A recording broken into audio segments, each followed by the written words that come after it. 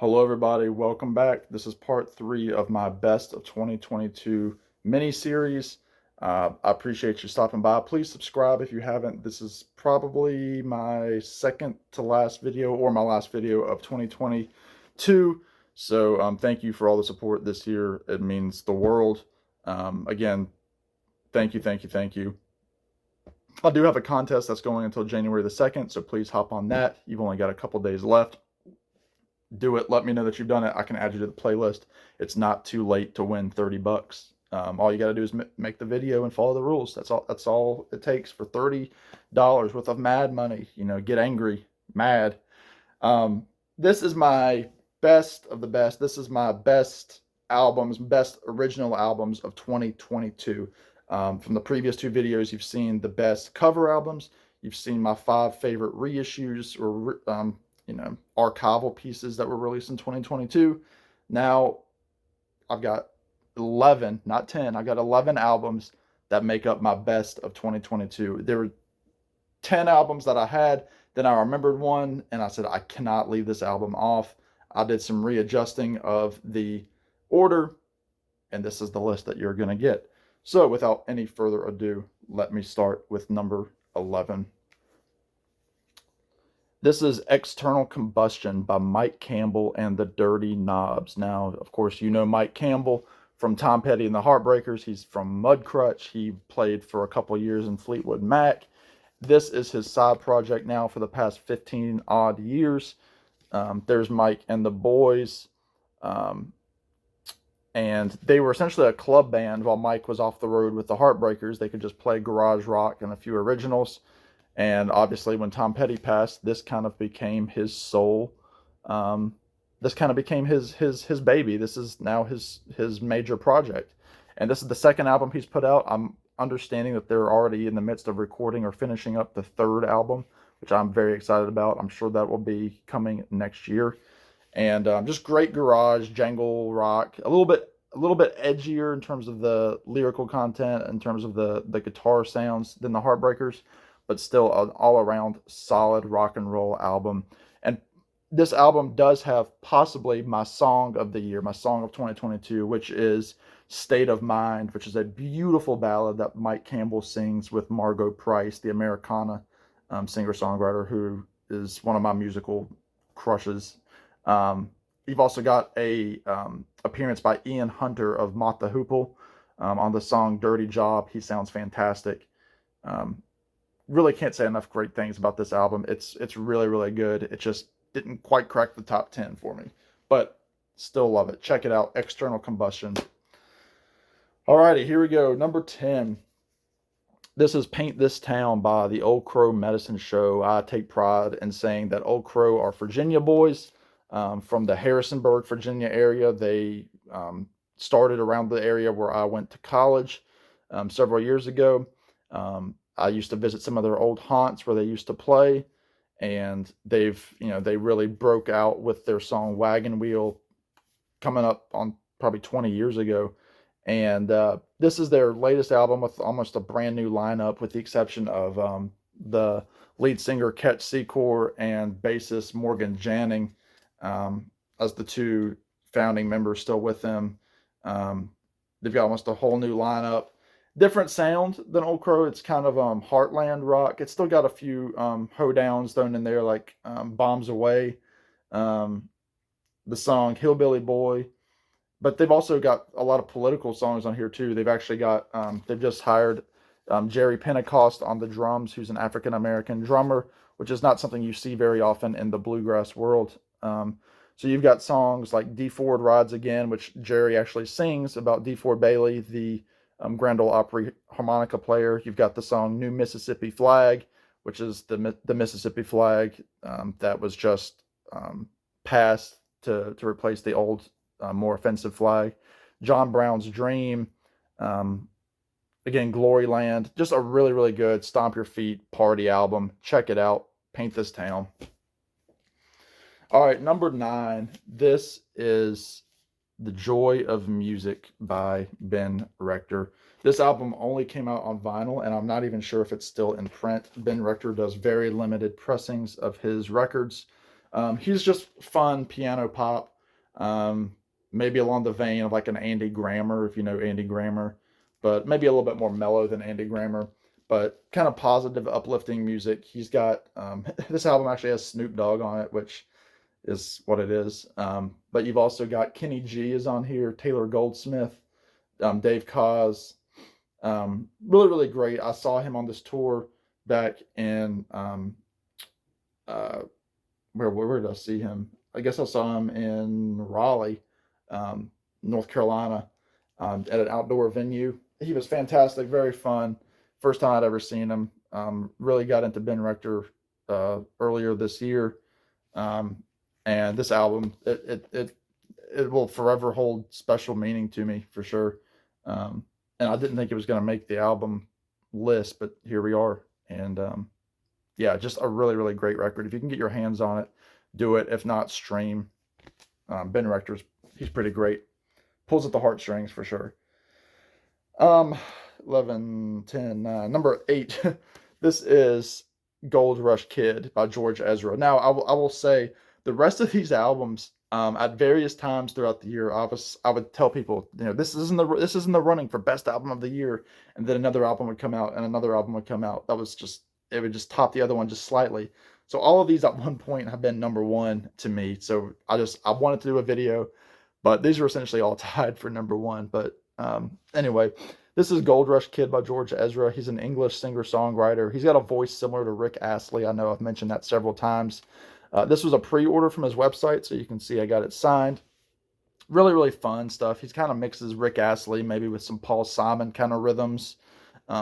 Very poppy, but not radio pop. It's really, really good.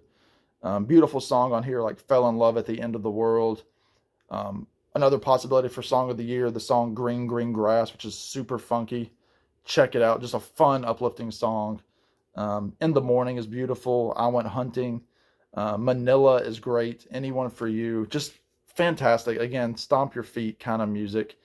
Gold Rush Kid, George Ezra. Please check it out if you like fun pop. Next up, what is that? Number 8. 11, 10, 9. Yeah, number 8. This is Can I Take My Hounds to Heaven by Tyler Childers. This had the potential of being number 1. However, the last disc really brought it down a few notches just because the last disc is absolute garbage. It's a 3-disc album. It's the same songs on every album done in different styles. So you have Hallelujah, which is the first disc, which is essentially just Tyler Childers and the band. Outlaw country at its finest. Tyler Childers is one of the real deal country singers still out there. Jubilee, it's Tyler and the Boys, but they've also added some horn sections a la the band, a la Alan Toussaint. And then the third disc is like sound collage crap. It's not good. And there's like no vocals on it. It's essentially a gospel album, but kind of gospel from not a sinner's perspective, but somebody that's, struggling.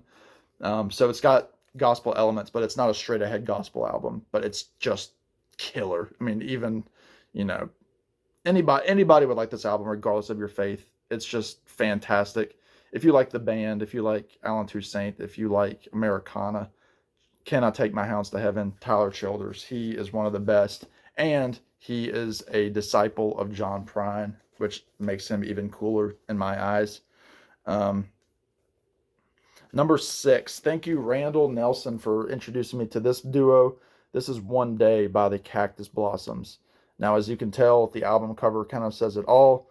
They are brothers, they are harmony singers, and they are killer. Not quite the Everly Brothers, maybe more like if Chris Isaac had a brother duo, I would say. Really, really, great ballads, some Everly Brothers style, some Buddy Holly style. The first track, Hey Baby, it could have been a Buddy Holly song. You've got let's see, Jenny Lewis guest sings on this song from the song Everybody. Love Tomorrow, Runaway, Is It Over? Just acoustic, but also again some ethereal Chris Isaac style production on this. I can't recommend it enough. Thank you, Randy, so much. These guys are awesome. And if anybody's interested, they just put out an EP digitally where they cover some Bob Dylan songs. So they are pretty cool in my book. Number 5, I gotta keep moving here. Number 5 is Young Man by Jamestown Revival. Another duo. They're not brothers, but they're friends from high school. Just, again, another fantastic album as a result of the COVID pandemic. Um, Maybe think Crosby, Stills, and Nash with a little Everly Brothers. This is their first solely acoustic album. They have other albums that, kind of allude to, um, you know, I don't know, the band, maybe a little Doobie Brothers kind of thing. Um, just a great album. And this is, again, it's acoustic for the most part. They were locked up in COVID, so they had their acoustic instruments, wrote a bunch of songs, and said, hey, we should put out a mostly acoustic album. The song Young Man is killer. Coyote is beautiful. These Days, One Step Forward is fantastic. Old Man Looking Back, Working on Love. It's essentially about aging. These are guys in their late 30s who are starting to hit that middle age, thinking like, oh, time is moving. So, again, I can't recommend it enough. I know Randy Nelson bought this per my recommendation, and I believe he liked it a lot as well. Young Man, Jamestown Revival. Number 4, one of my main guys that's out there, Pokey LaFarge. This is the album In the Blossom of Their Shade. I saw Pokey on this tour. He did the entire album, albeit not in sync of the track listing. He did all 10 tracks during the concert. This is Pokey with kind of a new life about him. He is happier. He had found love after a pretty heavy breakup that he had. So the album before this, Rock Bottom Rhapsody, sounds kind of like you think it would. It's Pokey, he's sad and everything. But then this album, it's Pokey, hanging out on the beach. It's kind of islandy, kind of not Jimmy Buffett, but just fun stuff. And Pokey is just the coolest guy. Just fantastic. This is New West Records, which is one of my favorites. Songs like Me Idol, which is beautiful, Fine to Me, Rotterdam, which is a song that he wrote 4 or 5 years ago. Good Night, Goodbye, Hope Not Forever, which is what he closed the show with when I saw him. Long for the Heaven I Seek is beautiful. It's such a great record. There are so many great records that came out in 2022. I don't know what else to say. It's just a happy record with that great voice of Pokey LaFarge. Not unrecognizable. He's very recognizable. That's what I'm trying to say. It's getting late. Top 3. Number 3 for me. This was very hard to put this low. This is Every Shade of Blue by The Head and the Heart. The reason I put it so low is because it probably goes just a tad longer than it needs to go. When I first heard it, probably the first 2 or 3 times that I heard it, I thought, there's some filler on here that needs to come out in the deluxe edition, or something like that. But after listening to it so many times now, every song is different, and every song means something else to me. And again, like the Ben Rector CD, this album, this year especially, means a whole lot to me. And so there's a sentimental attachment to it. I saw The Head and the Heart on this tour earlier this year. I did a review. And yeah, it's just, it's pop. It's got a little bit of their first album sound on it with the song Taking My Time, which is just acoustic, but it's mostly pop. This album means a lot to me, and I hate putting it so low, but the other 2 albums beat it out just a hair because they were a little bit more compact. Number 2, again, another album that means a lot to me. I've got a lot of sentimental albums this year. This is Lavender Days by Camp. I know Glenn, my friend Glenn Kellaway, I introduced this album to him. He wasn't a big fan of it. but it's okay. Um, Great songwriting, smoky voice, singer, which sounds maybe a little bit like Rod Stewart's a smidge, but it's got banjo. They're kind of in line with like Trampled by Turtles. Not that they don't play fast like Trampled by Turtles. Um, Maybe more introspective like the Avett Brothers, or those first couple of Mumford and Sons albums. This is, I would say, their best album that they've put out so far. It just flows so well, this album. It's such a great mood piece to listen to. Um, Songs like Believe, Come With Me Now, Apple Tree Blues, All My Lonesome, Lavender Girl, which that song means a lot to me. Um, it's just, it's a pretty perfect album for me. And yeah, let me know what you think. I know my friend Adam, What the Gym, also likes this album a lot. So, Camp, there you go. And my number one favorite album of 2022, surprise album for me, Now and the Evermore by Colin Hay. Colin Hay from Men at Work. This was produced by Colin Hay. First track has Ringo Starr playing drums on it. I believe Jim Keltner is on this as well. Um, let's see. I'm thinking I might be wrong about that. But Colin Hay from Men at Work, he gets better and better and better with age. It's got elements of folk, it's got pop, it's kind of got a little bit of psych with this song, Starfish and Unicorns. Beautiful song, Love is Everywhere. Man Without a Name is very kind of rockabilly-esque. I know Elvis Presley was an inspiration on that song for him. Agatha Bell is beautiful. Undertow, The Sea of Always. Just great vocals by Colin Hay. Again, even if you don't like Men at Work, this album is nothing like Men at Work. It's kind of like maybe some Sting mixed with, I don't even know. It's just, if you know the Colin Hay voice, the voice is just as strong, if not better. I think it's better than it was in the 80s.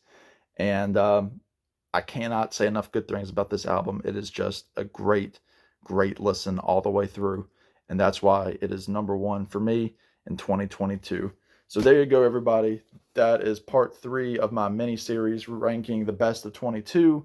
I hope you've enjoyed it. Please comment on the albums that I've shown. Let me know what you think. I always appreciate it. I respond to them all as they come in. And I can't wait to see what the new year has in store. So please subscribe. Thank you all for watching. Thank you all for being here this whole year. It's been an up and down one, but I'm truly thankful to put this content out there for you. In the meantime, y'all be good. Take care. And I'll talk to y'all real soon. Bye now.